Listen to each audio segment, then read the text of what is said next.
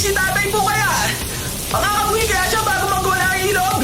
Kung hindi makakatawid ang tatay niya sa ilog, pwede naman siya magpalipas ng gabi sa... ano yun? Kulog lang ba yun? Tay, parang... Nagiba ang pader sa ilog! Nagiba ang pader! Magsita ko kayo! Lumarag ka sa tubig! Diyos ko! Mga anak! Halika kayo! Diyos ko! Huwag niyo kami pabayaan! Mabahamak! Tulong! Tulungan niyo kami! Tulong! Ano naman? Tulungan niyo kami!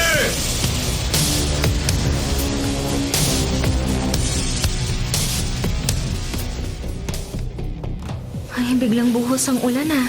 Kamusta kaya ang ilog? Marami pa naman sa mga estudyante ko ang nakatira malapit doon. Naku! Ang lamig-lamig! Tamang-tama, luto na ang sopas, Meryl. Gusto mo bang ikuha na kita? Subsob na subsob ka na naman dyan sa libro ng mga bata. Wala pa namang pasok bukas ah. Wala naman po kasi akong ibang gagawin.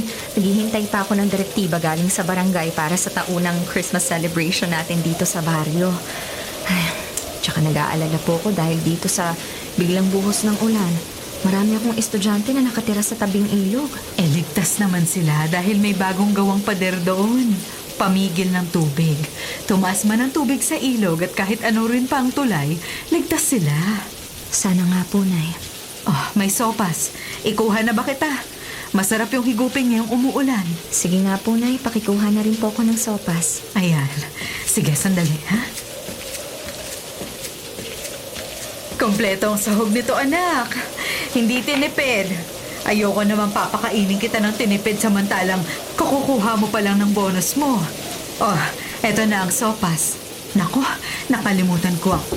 Oh, sino naman kaya ang kumakatok? Gabi na. Napakalakas pa ng ulan. Ma'am Meryl!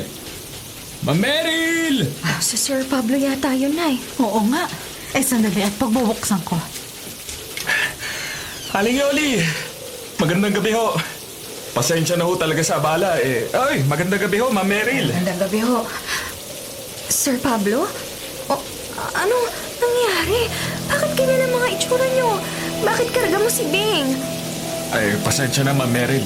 Kung dito kami sa'yo kumatok, mataas kasing kalalalagyan nitong bahay ninyo eh. Tumuloy muna kayo bago tayo mag-usap-usap. Salamat po. Salamat po. Nay, mga tuwalya po at kung may mga lumang damit tayo dyan. At saka, kailangan nila ng mainit na maiinom. Oo nga, oo nga. Nako, nasa ng isip ko. Tumuloy kayo, tuloy. Huwag kayo mahiya. Sige, maupo kayo. Gawa naman sa kahoy ang mga muebles. Walang problema kahit mabasa. Tuloy. Kukuha muna ako ng mga kailangan nila, anak. Sige po, Nay. Ilan ho ba kayo? 1, 2, 3, 10, 7 matatanda, 3 bata. Ano pang nangyari? Pasensya na talaga, Ma'am Meryl. Walang matakbuhan ng mga kabaray natin eh. Ano ho bang nangyari? Ay, nagiba akong pader ng ilog! Rumaragas ang tubig sa mga bahay namin! Inanod ang mga bahay namin, pati ang mga gamit. Tinakpan ng ilog ang pangpang. Diyos ko, ang tinutukoy niyo bang pader ay yung bagong gawa, yung nakaharang sa ilog? Oo, Meryl. Yun ang nagiba. Nang makita ko ang nangyayari sa tabing ilog, tumulong ako mabuhat ang mga bata. At maalalayan ng ilang matatandang hirap gumalaw. Dito sa inyo sa 5 ang pinakamataas na lugar dito sa baryo. Kaya dito kami nagpunta. Nakatok na kami sa ibang bahay para makisilong. Nandun na iba natin mga kabaryo. At ang eskwelahan, may balita ka ba?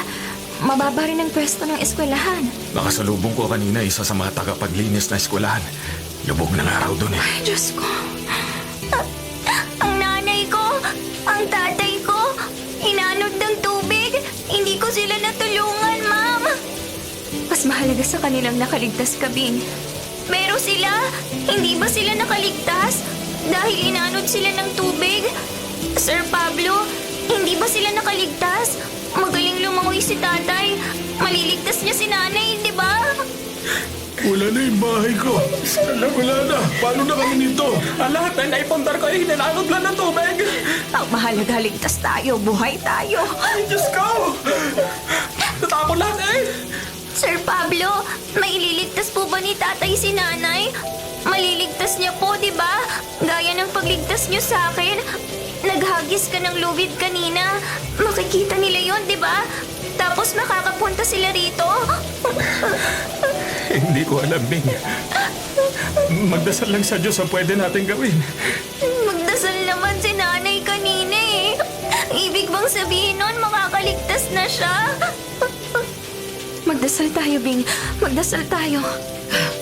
Eto ang mga tuwalya at tuyong damit. Kumuha lang kayo ha, para hindi kayo lamigin.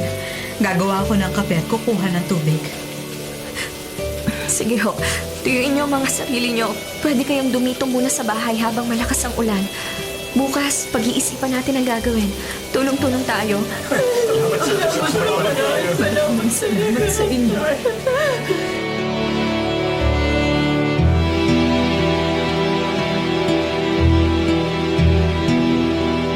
Mataas ba ang putik dito sa may hagdan papunta sa faculty? May pala pa ba dyan? Magpapahiram daw ng pala si Mang Melchor. Dadalhin mamaya. Wala pa rin dumarating na tulong sa barangay. Ilang araw ng mga kabaryo natin doon.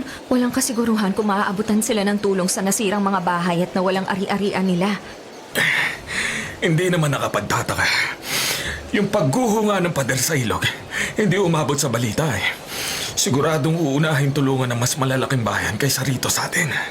Nung nagdaang mga bagyo, tayo-tayo lang din ang nagtulungan dito sa atin. Pero ibang usapan na to. Nag-iba ang dapat ay proteksyon natin sa ilog. Meryl, kausap ko yung isa sa mga engineer na gumawa ng proyekto sa may ilog. Hindi ba't ninong mo si Sir Winston? Oo, ninong ko. Bakit? Sila ang kontraktor ng proyekto sa tabing ilog. Sila ang gumawa. At ang sabi ng engineer na nakausap ko, pinapalitan ng mga materyales na nasa request nila noon. Anong klaseng palit? Pinalitan daw ng substandard para makatipid. Makatipid? Malaki ang budget para sa proyekto sa tabing ilog ah. Oo nga, pero kahit malaki ang inapprove na budget, ang actual daw maliit. Kinailangan nilang pagkasyahin. Ano? May pinakita nga siyang mga papel sa akin. Baka mas mabuti kung ikaw ang kakausap sa ninong mo at magtatanong ng tungkol dito. Ay naku, maraming buhay ang nawala, Meryl. Mga kabaryo natin, mga magulang ni Bing, mga kasamaan sa pagtuturo. Kailangan may magtanong. Kailangan may managot. Pero, mabuting tao si Ninong Winston. Dito siya sa atin ipinanganak at lumaki. Hindi niya isusugal ang buhay ng mga kabaryo natin para sa pera. Ng ilang kabaryo natin, gusto nang sumugod sa bahay nila sa kabayanan para humingi ng hustisya. Hindi pa lang sila makakilos ngayon dahil nagluluksa pa sila sa mga nawala sa kanila. Teka, ibibigay ko sa yung kopya ng mga papeles, Meryl. Ikaw na humusga.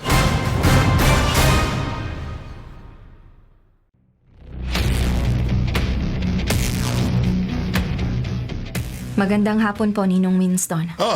Nandito pala ang paborito kong inaanak. Upo anak, maupo ka. Kamusta ka, Meryl? Sinong pamamaskuhan natin? Ang mga bata ba o mga co-teacher mo? Ninong, hindi po ako nandito para mamasko. May ipapakita po kasi ako sa inyo. Ganun ba? Ano ba yun? May nakarating po sa aking mga papeles. Heto po, tingnan nyo. Ano ba mga papeles to at seryosong-seryoso ka? These substitute materials. Engineer Marlo Katangay. Listahan to ng ipinalit na materyales sa pader. Confidential to. Sino nagbigay sa'yo nito? Importante po ba yun, Ninong? Hindi po ba mas importanteng ipaliwanag ninyo kung bakit kayong nakapirma dyan? Meryl, hindi ito kasing simple ng iniisip mo. Pinuntahan ko ho ang nagibang pader, Ninong. Kinuhaan ko rin ng mga litrato. Sinilip niyo na ba kung anong nangyari doon? Kung ano na lang ang natira pagkatapos gibain ng ilog? Nakita niyo na ba mga kabaryo natin na hanggang ngayon nakatent pa rin sa bakuran ng barangay hall?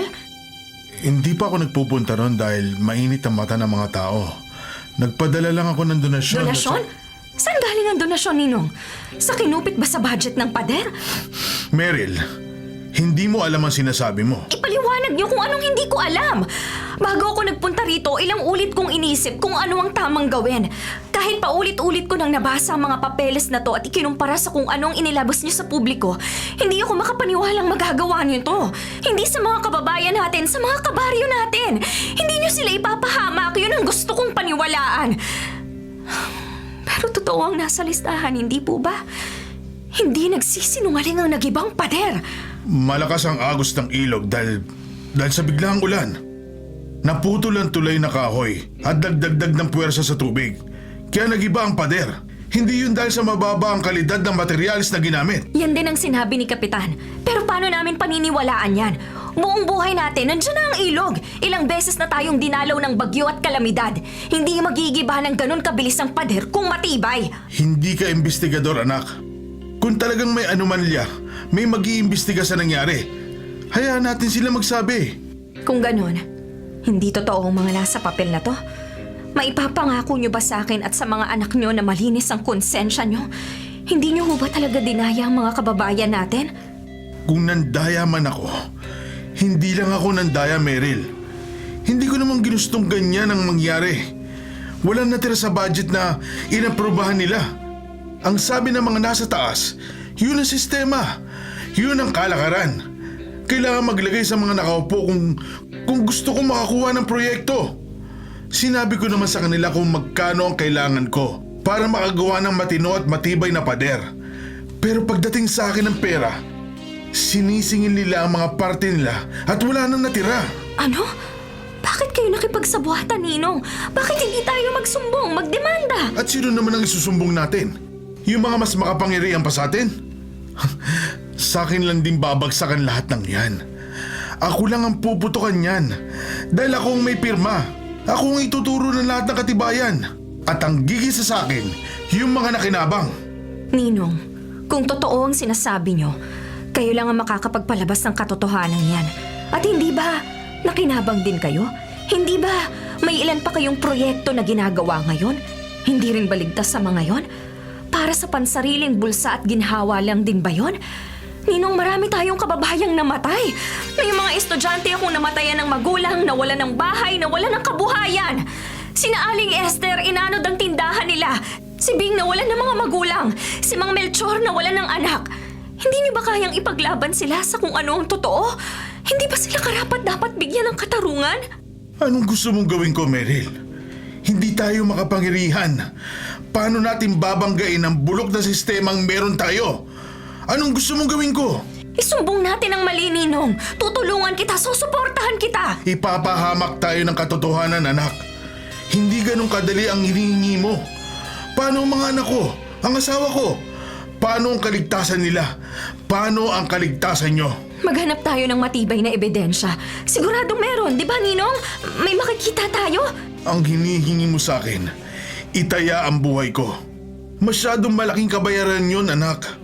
Kahit kung mawala ako sa sistemang ito, makakakuha lang din sila ng kapalit. At sinong makapagsasabi, pwedeng masahol pa sa akin na makukuha nila. Pwedeng wala na tayong makita kahit na maliit na sako na semento. Sa susunod, mahirap ang gusto mong mangyari. Ninong. Kung tumatanong ka ng utang na loob sa akin, sa mga nagawa ko para sa'yo at para kay Yoli, sa pagkakaibigan namin ng ama mo, huwag mong hingin sa akin to. Susubukan kong siguruhin na mas maayos ang ibang proyekto. Susubukan ko, Meryl. Pero ang hinihingi mo ngayon, ipain ko ang sarili ko para lumbas ang totoo. Masyadong malaking sakripisyo. Hindi pa ako handang mamatay. Parang sinasabi niyong walang batas na poprotekta sa atin. Wala bang hustisya, Ninong? May batas. May hustisya. Pero hindi para sa atin. Matagal nang may ibang Panginoon ang hustisya, anak. Hindi tayong may maliliit ang Panginoon. Umuwi ka na. Nagtitiwala akong hindi lalabas saan man abang ang papel na hawak mo. Tandaan mo kapag lumabas yan, ipapahamak mo ko at ang sarili mo. Umalis ka na.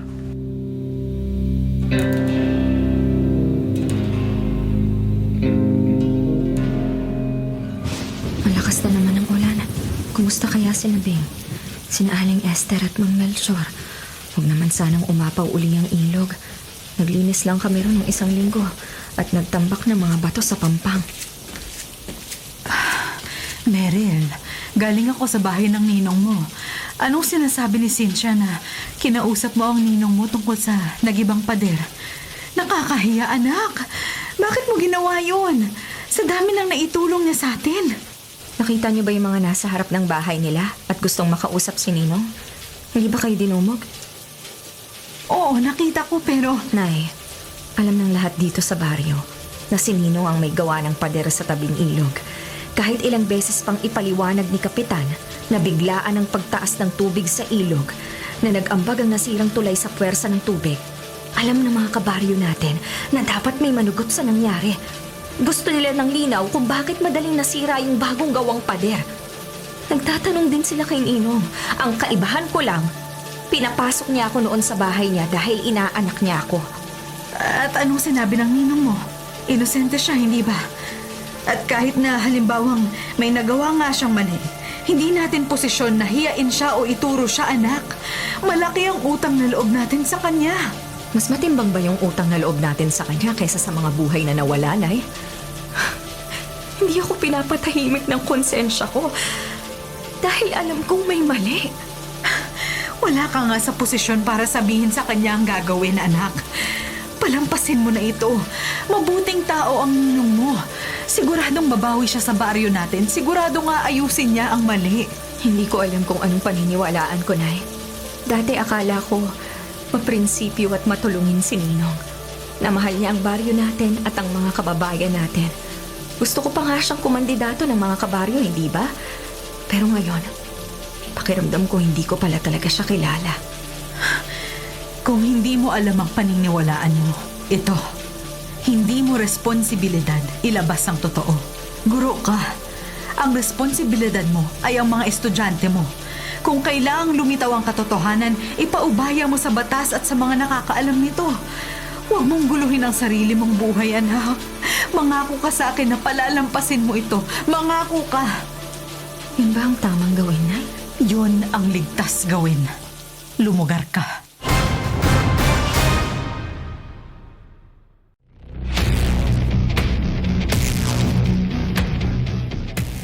Advance Merry Christmas sa paborito kong inaanak! Ang ganda nitong proyektong parol ng eskwelahan nyo, ha? Malayo o malapit ay hindi halatang gawa sa mga plastic bottles. Oh, Ninong! Teacher Pablo, pakitulungan naman ang aking mga assistant na ibabang ipamimigay na regalo mamaya para sa mga bata. Anong oras ang programa rito sa Christmas party? Alas 7 pa po, Ninong. Pero, bakit? Hindi nasabi sa akin ni Kapitan na magdadala kayo ng mga regalo. Hindi ko rin nasabi sa kanya, anak. Mamaya siguro. Si Ninang Cynthia po. Susunod siya mamayang gabi. Magdadala ng lechon. Ang totoo niyan, dumayo ako rito para hindi mo ko maiwasan. Sorry po, Ninong. Umiiwas lang naman po ako dahil hindi ko alam ang tamang gawin. Hindi, Meryl. Alam mo naman ang tamang gawin. Kaya mo nga ako pinuntahan noon sa bahay, hindi ba? Alam mo ang tamang gawin. Ako ang nadudug at natatakot noon.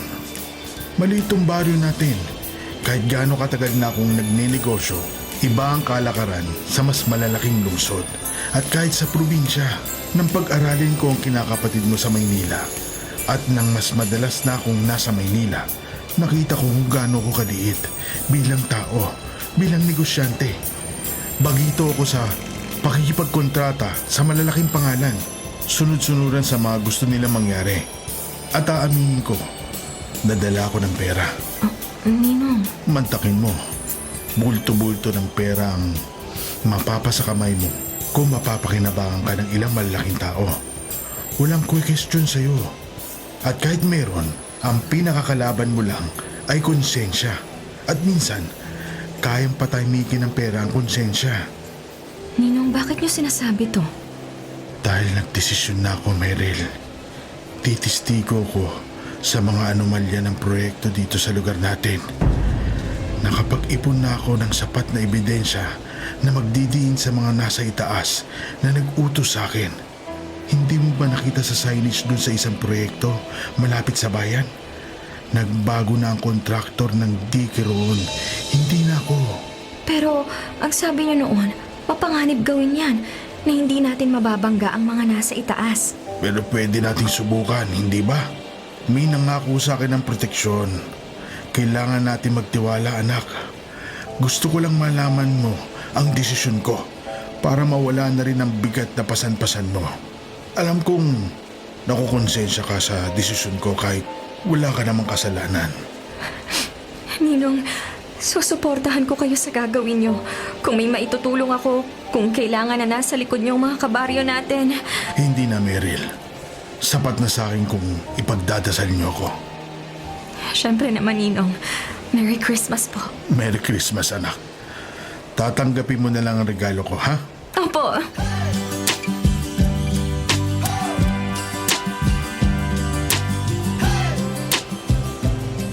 Ang galing nitong mga batang kumakanta, no? Baka sila ang manalo sa Christmas Carol. Mga estudyante po ni Pablo yan. Baka nga sila ang manalo. Magaan na ang mukha mo ngayon na. Meryl, kinausap mo na ang ninong mo? Kung hindi pa, lapitan mo na. Ayun at kausap lang si Kapitan doon sa ilalim ng mga parol nyo. Huwag mo nang pairalin ng katigasan ng loob mo, ha? Nag-usap na po kami ni Ninong, Nay. Hindi ko na po siya kailangang iwasan. Nag-usap na kayo? At tinanggap mo na rin ba ang regalo niya? Balita ko may regalo siya sa iyo eh. Opo, Nay. Tinanggap ko rin po. Mula ngayon, hindi na po ako uli iiwas kay Ninong. Salamat sa Diyos.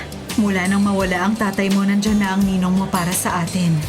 Hindi niya tayo pinabayaan kahit na hindi naman niya tayo responsibilidad.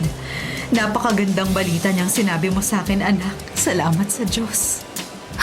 Salamat sa Diyos sa pagdinig niya sa mga panalangin ko. Ngayon kailangan ko na lang ipanalangin ang kaligtasan ni Ninong at na lumabas ang katotohanan at managot ang dapat managot. May binaral! Ang kriminal! May binaral! Tignan niyo yun! Dali! Si Engineer Winston!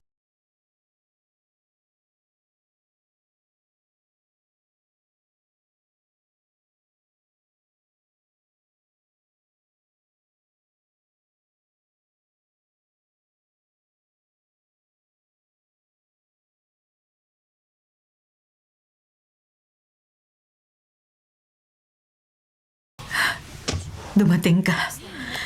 Mag-usap tayo sa loob. Ninang, ang higpit ng hawak niya masakit po. Masakit? Yang sampal na yan, masakit din ba? Ninang, nandito lang naman po ako para makiramay. Anong karapatan mong makiramay? Ikaw ang dahilan kung bakit namatay ang ninong mo. Hindi po totoo yan. Ang bumaril sa kanya na sakay ng itim na van. Kailangan silang hanapin at... Hindi mo ba talaga alam kung bakit namatay ang ninong mo? Hindi mo ba talaga naiintindihan kung bakit siya binaril ng gano'n na lang? Sa isang pampublikong lugar. Nakatakdang makipag-usap kinabukasan ng ninong mo sa gobernador. Noong umatras pa lang siya sa kontrata sa plaza, noong naramdaman ng mga kausap niya na nagbabago ang isip niya, na magsasalita siya sa mga ginagawa nila, nakatanggap na siya ng mga pagbabanta. Pinagbabawalan siya magsalita. Ipinapain kami. Tinatakot siya. Dahil doon, kaya siya namatay, Meryl. Ang ibig niyong sabihin... Kung hindi siya nakinig sa'yo, kung hinayaan na lang niya ang mga alam niya, hindi na sana mangyayari ito. Ano ang silbi ng katapangan niya? Ano ang silbi ng kagustuhan niyang ipagsilbihan at bigyang hustisya ang mga kabaryo natin? Dumagdag lang siya sa listahan ng mga patay. Pero sabi ni Ninong, may nangako ng proteksyon sa kanya. Kaya nanindigan siya sa desisyon niya. Sabi niya may poprotekta sa kanya at sa inyo. At pagkakamali niyang naniwala siya. Sino ang mapagkakatiwalaan sa mga buwayang nasa itaas? Sino sa kanilang nagsasabi ng totoo? Pare-pareho silang ganid sa kapangyarihan at Panginoon ng pera. Pare-pareho silang gustong makinabang sa sistema. Meryl, walang silbi sa kanilang buhay ng iba. Matagal na tayong tau-tauhan lang. At kapag ganitong nagkakailusyon tayo na may kaya tayong gawin, na may kaya tayong baguhin, kinukuha nila maging ang nag-iisang meron tayo. Ang mga buhay natin. Bakit nakinig sa'yo si Winston? Bakit siya nagpatalo sa konsensya niya? Ang sabi ko sa kanya, kung gusto niyang bumitiw sa mga proyekto, gawin niya. Pero huwag niyang isubo ang sarili niya sa kapahamakan. Bakit niya ipinahamak ang sarili niya? Bakit mo ginulo ang isip niya, Meryl? Ninong, kasalanan ko ba? Dahil ba sa akin? Dahil ba naniwala ka sa akin? At paano kayo, Ninang? May nagbabanta pa sa buhay niyo. Paano kayo? Aalis kami dito pagkalibing ng ninong mo. Natatakot ako. Natatakot ako para sa sarili ko at para sa mga anak ko. Hindi ko alam kung kaano kasahol ang mga gustong magpatahimik sa ninong mo. At hindi ko isusugal ang buhay ng mga bata. Sila ang pinaka-importante sa akin. Kaya pakiusap. Mag-isip-isip ka rin, Meryl. Oo, maliit ang baryo.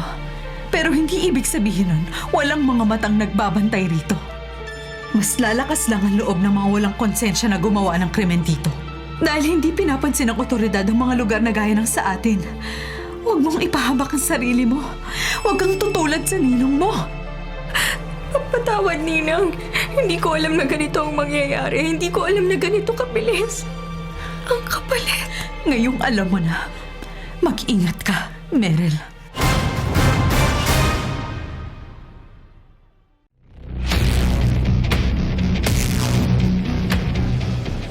Oh, Bing, nandito ka pa pala. Hindi ka pa ba uuwi? Baka gabihin ka. Sasabay po ako kay Teacher Fe pag uwi eh. Ihahatid niya po ako sa lola ko. Ah, oo nga pala. Doon ka na sa lola mo nakatira ngayon. Kamusta ron? Tumutulong ka bang magtanim kay lola? Siyempre po! Magaling na akong magtanim. Nagpatubo ko ng mais, tsaka talong. Sabi ko kay lola, mas gusto ko sana yung may bulaklak na halaman. Eh kaso yung lupa raw namin dapat sa nakakain na lang ilaan. Hindi naman nakakain ng bulaklak eh. Sa bagay, mas maliit kasi ang lupa niyo roon ng lola mo. Opo, maliit din ang bahay. Pero okay lang kasi nasa taas naman kami.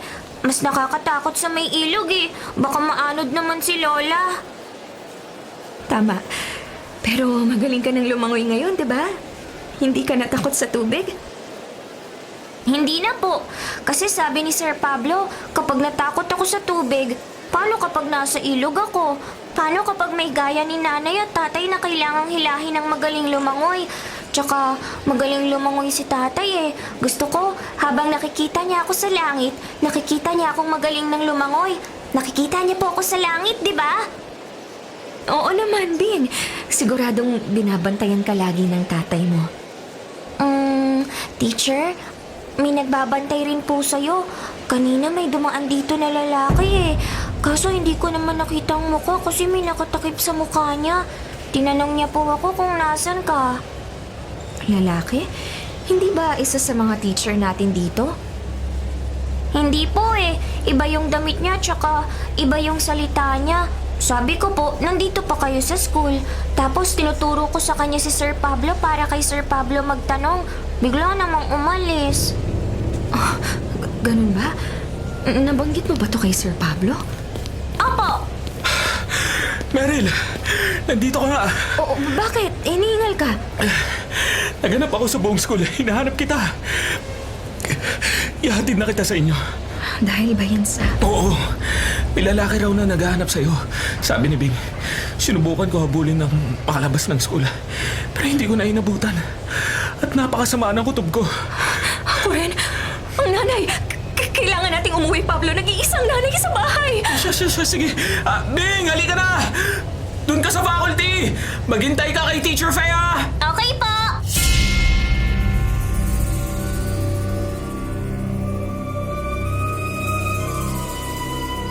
Ay, shh! Sandali. Parang tahimik naman sa loob. Bubuksan ko na ang pinto, ah. Sige. Ayan. Bukas na. Sisilip muna ako. Parang wala naman tao. Mauna na ako sa loob, ah. Sige. Salamat. Tao po!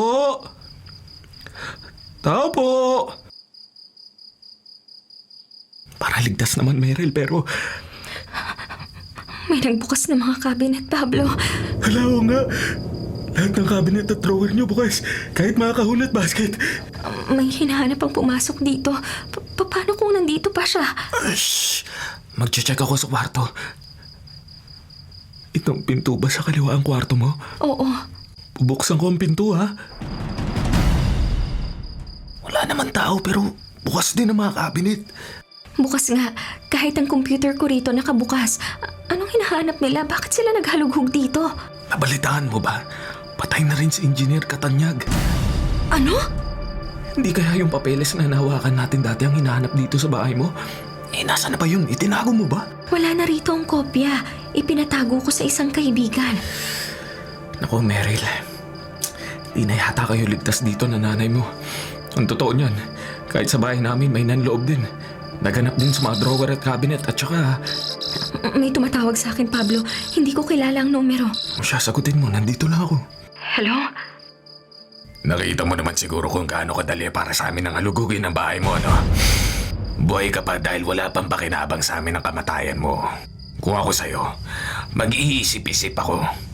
Itataya mo ba ang buhay mo at ang buhay ng nanay mo para sa ibang tao? Ha? Nakabantay kami. Kapag magsalita ka ulit tungkol sa nalalaman mo, alam mo na ang mangyayari sa'yo. Ay, Diyos ko. Sino yun, Mary? Nabusesan mo ba? Hindi, pero malinaw ang pagbabanta.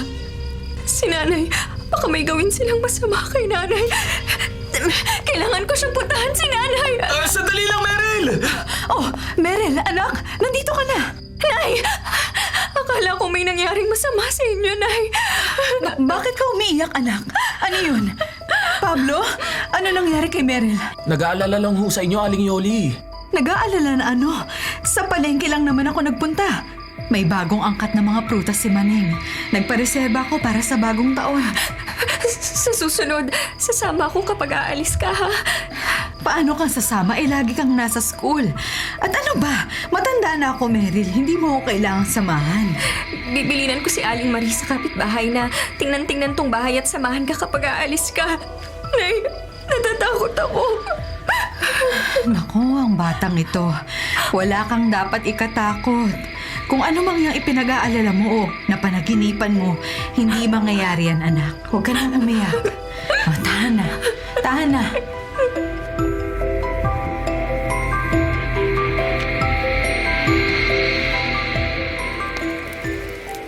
Sigurado ka na ba sa gagawin mo, ha? Kung itong mga papel lang na itong habol nila sa akin at kay nanay, ito, susunugin ko na. Kung totoo ang sinabi nilang nanonood sila, malalaman nilang sumuko na ako. Namatay na ang ninong dahil sa pinaniniwalaan kong tamang gawin.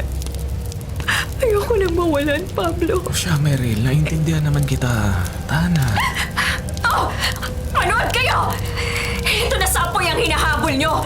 Ayoko na! Sumusuko na ako! Tigilan nyo kami ng nanay ko! Tigilan nyo kami! Makapangyarihan na kayo! Wala na kaming laban sa inyo! Hindi nyo kami kailangang pag-aksayahan ng panahon! Ang mga ganid, parang mga gutom na hindi kailanman nabubusog at tayo maliliit. Pagkain at sakripisyo lang sa kanila. Sa isang linggo, pag-alis namin dito, iiwan ko na lahat ng nalalaman ko, Pablo. Ang gusto ko lang, manatiling ligtas si nanay. Kakayanin ko ang konsensya ko. Basta ligtas siya. Huwag mong pahirapan ang sarili mo, Meryl. Ginagawa mo lang naman kung ano makakabuti para sa nanay mo eh. Ikaw, Pablo, kailan kayo aalis dito? Sa isang linggo na rin. Mauna lang kayo na ilang araw. Tatawag ka, ha? Mag-uusap pa rin tayo minsan. Oo naman. Makikibalita ako sa iyo at makakamusta. Hindi naman rito sa bar yung huli natin pagkikita. Oo, hindi rito ang huli. Wala nang apoy. Abo na ang lahat ng papel. Siguro naman, ito na ang katapusan. Hindi ba? Sana nga. Ito na ang katapusan, Meryl.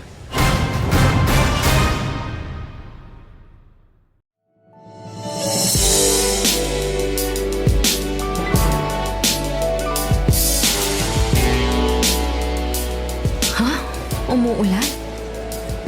Sobrang tagal na mula nang makita kong ulan sa Pilipinas. Hindi kasing lamig nito ang pag-ulan doon. Kamusta kaya ang baryo, ang ilog?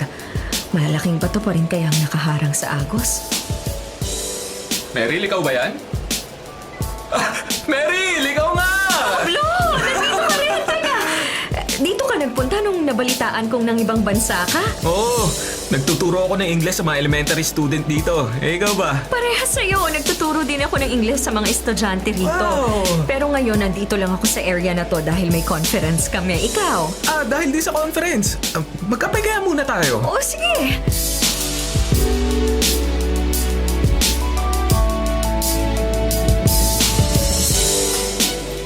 Kumusta ka? Kumusta naman si Aling Yoli? Ayun, nalilibang magluto-luto. Natuwa siya rito.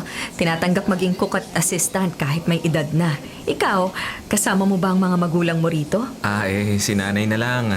Ang tatay, nakatira na sa isang kapatid ko sa Maynila. Sa kapatid kong babae. May balita ka ba sa baryo? Wala masyado. Si Bing lang ang nakakausap ko na taga-roon sa atin. Nasa kolehiyo na siya ngayon at sa iba na rin nakatira. Ang huling balita ko sa baryo, bumaha uli ron. Oo nga Pero wala na nakatira sa Pampang kahit na may bago ng pader doon. Proyekto ng mga tao at ng bagong kapitan. Oh, sinong bagong kapitan sa atin? Yung kapatid ko lalaki. Napangasawa nga si Teacher Fe. Ay, congratulations sa kanila. Kailan sila ikinasal? 3 taon na rin. Marami na nagbago sa atin, Meryl. Pinadalhan ako ng mag-asawa ng mga picture. Konkreto na ang tulay na tinatawid nila sa ilog. Ang dating elementary school kung saan tayo nagtuturo, wala na. Inilipat nila sa mas mataas na lugar para hindi pain lagi sa baha. May mga papista at papageant na raw doon. Kahit papaano may atensyon na sa atin ang lokal na pamahalaan doon. Nililibang ba nila sa pista at pageant ang mga tao? Balita ko lumala ang nakawan doon, ha? Hindi lang nakawan. Normal na rin daw ang krimen. Wala nang umalis tayo. May ilang binaril. Wala nga linaw kung bakit at walang naging resulta ang investigasyon. Magulo pa rin pala. Oo naman. Nagbago man na marami sa istruktura doon. Mga problema, pareho pa rin. Hindi man lumala. Ibig sabihin, hindi pa rin tayo makakauwi. Paano yung ipinatago natin kay Teacher Fe? Nasa tatay niya pa rin. Husgado na sa probinsya ang tatay niya. Naghihintay na nga ng tamang panahon kung paano gagamitin ang mga papeles Mali ba tayo, Pablo? Malayo tayo sa kanila at sa lahat ng nangyayari. Hanggang ngayon, walang katarungan sa pagkamatay ni Ninong. Walang katarungan ang nangyari kay Engineer Catanyag. Hanggang ngayon, nandito tayo sa ibang bansa, sa ibang lugar, nagseserbisyo sa hindi natin kalahi. Mali ba tayo? Hindi ba natin dapat sinubukan man lang na alamin ang katotohanan at ipaglaban ito? Mas tama bang hindi tayo nagsalita para walang napahamak? Dapat ba nakinabang na lang din tayo sa sistema? Ngayon ka pa ba magdududa? May tamang panahon ng lahat ng bagay, Meryl. Kahit parang hindi darating, sigurado akong darating pa rin. Maghintay lang tayo. Maging mulat. Manood, makinig at magabang. Pagdating ng panahon ng paniningil, di na dapat tayong ilaban kung ano ang totoo. Pagdating ng panahon na kaya na natin magsama-sama at magkaisa, tayong maliliit at kinakasangkapan nila, magagawa nating manaig. Darating ang panahon ng paniningil, Meryl. Maghintay tayo.